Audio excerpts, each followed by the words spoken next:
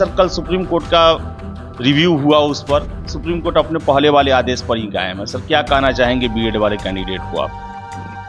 देखिए, जैसा मैंने अपने पिछले प्रेस कॉन्फ्रेंस में भी बताया था, देखिए मैं बिल्कुल मौका दूंगा, क्योंकि मैंने पहले भी प्रेस कॉन्फ्रेंस में बताया है कि जो लोग दोनों किए हुए हैं, बीएड और डीएलएड दोनों किए हुए हैं और प्राइमरी में वो अपना अप्लाई भी किए हैं, तो उनको हम मौका देंगे अपने डॉक्यूमेंट में परिवर्तन करने का। सुप्रीम कोर्ट द्वारा कह दिया गया है कि प्राइमरी स्कूल के लिए डीएलएड ही मान्य रहेंगे, तो सर क्या एक तरह से समझा जाए बीएड के लिए मुश्किल जो है रास्ता बंद होते हुए नजर आ रहा है? माननीय सर्वोच्च न्यायालय का आदेश 4 ऑप्शन और 5 ऑप्शन से 4 ऑप्शन करना और उसके बाद फिर से ये जिज्ञासा होना कि चौथे ऑप्शन में तो कहीं none of the above, all of the above या more than one of the above, इस तरह की बातें हों, तो मैं इसमें अभ्यर्थियों से ये कहना चाहूँगा कि इस तरह के और ये 4 ऑप्शंस में लागू किया। अब इस चौथा ऑप्शन इसमें क्या होगा, कुछ भी हो सकता है। मैं इसके बाद से मैं जानता भी नहीं हूँ और मैं इनकार भी नहीं करूँगा कि अगर उसने अपने आरक्षण कोटि को मान लें कि वो सर्टिफिकेट लगाया है बीसी का और गलती से उसने एससी अपना एंट्री कर दिया है, तो इस एंट्री को सुधार करने का हम मौका देंगे, लेकिन हम डॉक्यूमेंट अटैच करने का मौका नहीं देंगे। नया डॉक्यूमेंट अटैच नहीं कर सकते हैं। नमस्कार, आप देख रहे हैं द बिहार टॉप। मैं हूं आदेशपुरी। बिहार में 1,70,461 शिक्षक भर्ती का परीक्षा प्रक्रिया समाप्त हो गया है और अब आगे रिजल्ट देने की प्रक्रिया और उससे पहले की कुछ प्रक्रिया जो है वो पूरी हो रही है। हमारे साथ हैं बीपीएससी के अध्यक्ष महोदय हैं, अतुल सर हैं। सर सबसे पहले तो सर परीक्षा सर आपने इतना बड़ा ऑर्गेनाइज कराया और कोई भी इसमें सर विवाद नहीं हुआ, इसको लेकर सर आप पहले क्या कहेंगे? सर सबसे पहले इसको लेकर तो धन्यवाद देना चाहूँगा। इसमें सबका योगदान है और सबसे बड़ा योगदान तो अभ्यर्थियों का है कि उन्होंने काफ़ी कष्ट सह करके भी इस परीक्षा को शांतिपूर्ण तरीके से किया। सबका धन्यवाद है। सर आगे का प्रोसेस क्या है सर? जैसे कि जो बीएड वाले कैंडिडेट हैं जिन्होंने बीएड प्राइमरी स्कूल में डाल दिया था जबकि डीएलएड भी किए हुए हैं, क्या सर उनको आप मौका देंगे? सर देखिए, मैं बिल्कुल मौका दूंगा, क्योंकि मैंने पहले भी प्रेस कॉन्फ्रेंस में बताया है कि जो लोग दोनों किए हुए हैं, बीएड और डीएलएड दोनों किए हुए हैं और प्राइमरी में वो अपना अप्लाई भी किए हैं, तो उनको हम मौका देंगे अपने डॉक्यूमेंट में परिवर्तन करने का। और इसके साथ साथ हम सभी अभ्यर्थियों के लिए हम ये सुविधा देने जा रहे हैं कि वो अपने जो प्रविष्टियाँ उन्होंने जो भी एंट्रीज किया है, जैसे मैं एक उदाहरण दे दूँ कि अगर उसने अपने आरक्षण कोटि को मान लें कि वो सर्टिफिकेट लगाया है बीसी का और गलती से उसने एससी अपना एंट्री कर दिया है, तो इस एंट्री को सुधार करने का हम मौका देंगे, लेकिन हम डॉक्यूमेंट अटैच करने का मौका नहीं देंगे। नया डॉक्यूमेंट अटैच नहीं कर सकते हैं, लेकिन वो अपने जो पुराने जो डॉक्यूमेंट जो उन्होंने अपने आवेदन के समय लगाया था उसके हिसाब से अगर उन्होंने कोई गलत प्रविष्टि कर दिया है, कुछ गलत लिखा गया है, डेट ऑफ बर्थ में जैसे कुछ गलत लिखा गया है, तो इस तरह की प्रविष्टियों में सुधार करने का हम उनको बहुत जल्दी मौका देंगे। शायद हम लोग 1 तारीख से ही ये मौका दे दें उनको, 1 से लेकर के 3 दिन का, और ये सभी अभ्यर्थियों के लिए है। और इसमें सिर्फ अटैचमेंट का मौका हम सिर्फ उन्हीं अभ्यर्थियों को देंगे और वो भी सिर्फ क्वालिफिकेशन से संबंधित। जैसे हम लोगों ने कहा था कि बीएड अपियरिंग वाले अगर हैं तो वो उनको हम लोग अलाउ करेंगे, या सीटेट और एस्टेट वाले अगर हैं अपियरिंग कैंडिडेट तो उनको हम अलाउ करेंगे। तो उनका अगर आ गया हो अगर सर्टिफिकेट तो वो उसको अटैच कर सकते हैं।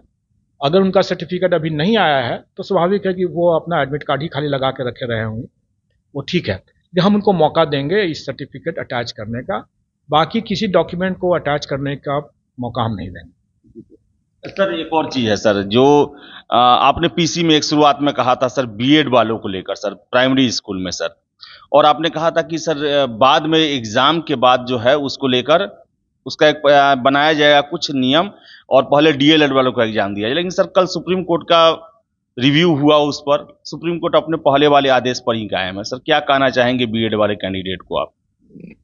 देखिए, जैसा मैंने अपने पिछले प्रेस कॉन्फ्रेंस में भी बताया था कि हम बीएड वालों को परीक्षा में भाग लेने का उनका अधिकार है, इसलिए हम उसका मौका बिल्कुल देंगे। और साथ साथ हमने ये भी कहा था कि परीक्षा फल हम नहीं पर अधिकार नहीं है उनका, इसलिए हम उसको रोक के रखेंगे जब तक कि संशय दूर नहीं हो जाता है। और आपने नोट किया होगा कि कई माननीय उच्च न्यायालयों के द्वारा भी यही स्टैंड लिया गया है।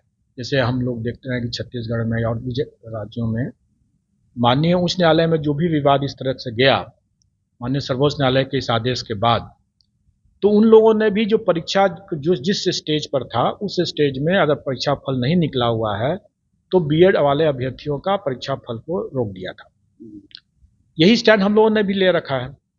और अब जैसा कल हमें भी जो सूचना मिली है और अगर उसका हमारे पास हमें आदेश की प्रतीक्षा है, संशय जैसा दूर हो जाएगा तो स्वाभाविक है कि हम उसके हिसाब से माननीय सर्वोच्च न्यायालय के आदेश के अनुपालन में हम उसी हिसाब से अपना रिजल्ट निकालेंगे। और जैसा कि कल की जो बातें हैं उसमें माननीय सर्वोच्च न्यायालय ने जो आदेश दिया है उसके हिसाब से हम लोग करेंगे। तो सर कहने का मतलब कि कल सुप्रीम कोर्ट द्वारा कह दिया गया है कि प्राइमरी स्कूल के लिए डीएलएड ही मान्य रहेंगे, तो सर क्या एक तरह से समझा जाए बीएड के लिए मुश्किल जो है रास्ता बंद होते हुए नजर आ रहा है? माननीय सर्वोच्च न्यायालय का आदेश सर्वोपरि है, उसको सबको मानना है, तो उसमें मैं कोई टीका टिप्पणी तो कर नहीं सकता हूँ, नहीं कोई अतिरिक्त संभावनाओं के बारे में कुछ कर सकता हूँ, इसलिए वो सबको मानना है और हम भी मानेंगे। सर और सर 69वीं सर कंबाइंड परीक्षा आप ले रहे हैं सर, सबसे पहले तो सर कुछ सीट बढ़ा है, 33 सीट बढ़ा है सर। एक छात्र सर हमको फोन कर रहे हैं कि क्या आगे भी संभावना है सीट बढ़ने का, और सर इसी में दूसरा प्रश्न है कि आपने सर 5वां ऑप्शन हटा दिया, 4 ऑप्शन है। अब छात्रों को यह लग रहा है कि अब कहीं ऐसा तो नहीं कि आप हर एक प्रश्नों में चौथे ऑप्शन में जो पहले का 5वां था उपयुक्त में से सभी या कोई नहीं, उसको तो नहीं डालने वाले हैं सर? देखिए, और कितने पद बढ़ेंगे नहीं बढ़ेंगे ये तो मैं भी नहीं बता सकता हूँ। मुझे नहीं लगता है कि अब और कोई पद बढ़ना चाहिए। और जहाँ तक 4 ऑप्शन और 5 ऑप्शन से 4 ऑप्शन करना और उसके बाद फिर से ये जिज्ञासा होना कि चौथे ऑप्शन में तो कहीं none of the above, all of the above या more than one of the above, इस तरह की बातें हों, तो मैं इसमें अभ्यर्थियों से ये कहना चाहूँगा कि इस तरह के चीज़ों के बारे में ज़्यादा चिंता नहीं करनी चाहिए।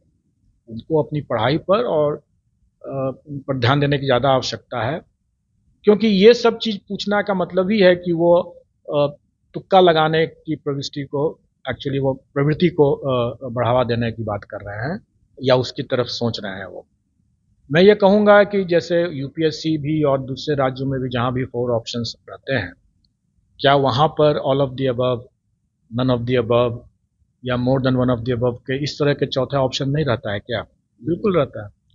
इसलिए ये 4 ऑप्शन या 5 ऑप्शंस का जो विवाद था वो एक्चुअली में वो बेबुनियाद था, लेकिन लोगों की बहुत ज़्यादा डिमांड थी और एकरूपता बरतते हुए भी हम लोगों ने सोचा कि ये जो गलत मैसेजिंग जो हो रहा था कि ये आयोग जो बीपीएससी जो है वो जानबूझ करके अपनी गलतियों को छुपाने के लिए इस तरह से रख रहे हैं, तो इस गलत मैसेजिंग को दूर करने के लिए मैंने कहा कि मैं ठीक है, मैं 4 ऑप्शंस, और ये बात हमने शायद फरवरी मार्च महीने में ही किसी प्रेस कॉन्फ्रेंस में मैंने कहा था कि हम लोग इस पर विचार करेंगे, तो हम लोगों ने विचार किया और ये 4 ऑप्शंस को हमें लागू किया। अब इस चौथा ऑप्शन इसमें क्या होगा, कुछ भी हो सकता है, मैं इसके बाद से मैं जानता भी नहीं हूँ और मैं इनकार भी नहीं कर सकता हूँ। इसलिए अभ्यर्थियों को अपने पढ़ाई पर ध्यान देना चाहिए और इस तरह की चीज़ों पर ज़्यादा ध्यान देने की जरूरत नहीं। तो अतुल सर थे और इन्होंने साफ कहा, बताया कि टीचर भर्ती प्रक्रिया में आगे की क्या प्रक्रिया बाकी है और क्या क्या करना है। आप आयोग की वेबसाइट को देखते रहें तो वही आपको बता दें कि 69वीं में अब सीट बढ़ने की संभावनाएं अब 9 के बराबर है। इसके साथ साथ चौथे ऑप्शन पर आप 5वें ऑप्शन को लेकर आप प्रश्न कर रहे थे, तो 5 ऑप्शन में से एक ऑप्शन हटा दिया गया है, लेकिन चौथा ऑप्शन जो है वो उस पर ज़्यादा ध्यान देने की जरूरत नहीं है, पढ़ाई करने की जरूरत है। तो फिलहाल इस वीडियो में इतना ही। वीडियो पसंद आया लाइक शेयर करें, हमारे चैनल द बिहार टॉक को सब्सक्राइब जरूर कर लें। धन्यवाद।